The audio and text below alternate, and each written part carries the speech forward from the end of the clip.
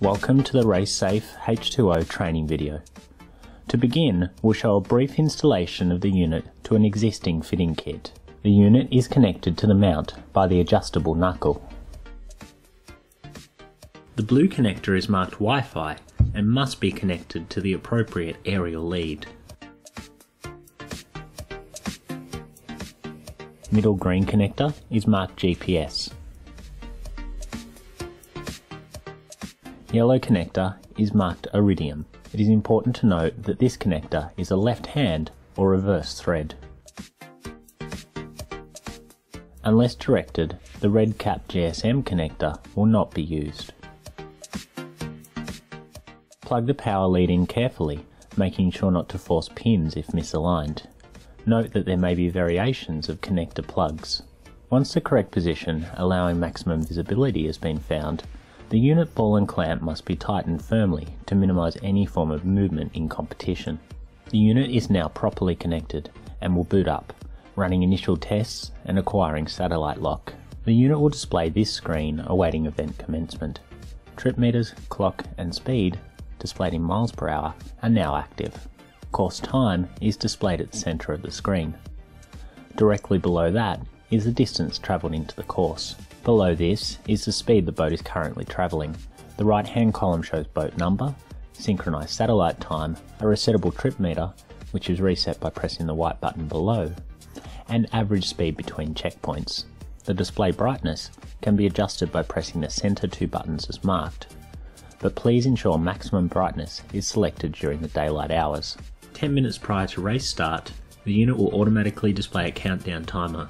The unit will display the boat's start time, the current time, a countdown timer, and the boat's grid position. In the event that a start is cancelled or there is a hold, the unit will display this screen. When a new start time is issued, the unit will revert back to the countdown screen. At the completion of the countdown, as soon as you reach race speed, the unit will go into stage mode. Trips and average speed will be reset, and your course time will begin. The blue on stage panel will be displayed to the left side of the screen. For boats competing in the speed restricted classes, the unit will display this message when you exceed the allowed speed. The message will cancel when you've returned to the designated speed. Note that speeds are recorded and sent to race control. If you go below a predetermined speed on course, the unit will transmit a slow boat warning to following competitors. The receiving boat will be advised of their distance to you. If you have an incident while in competition, the unit will go into hazard mode and instantly begin transmitting to race control and following boats. The hazard will display in the centre of the screen, with upgrade and downgrade options to either side. There are 3 hazard types: OK, Hazard and SOS. If you do not need emergency assistance and the boat is off course and not impeding normal racing, please select OK by pressing the button below.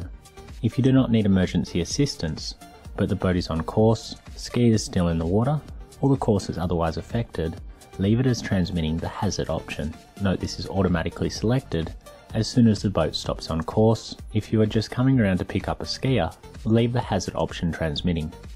This will revert to the normal screen when you get back up to race speed. If you need emergency assistance, select the SOS option. Once SOS has been selected, this can be further confirmed and refined by selecting either fire or medical assistance. This lets race control know the type of incident to respond appropriately. Crew should also wave the required medical flags.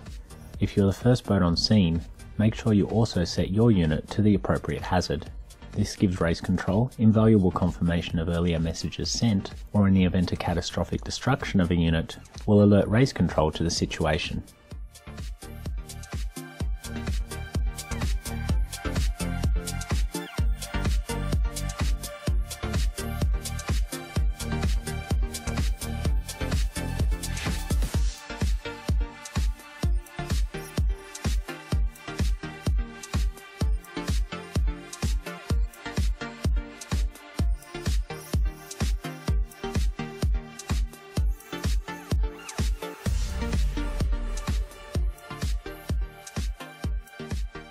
At the end of a stage, the unit will display the course time as well as the distance travelled and average speed.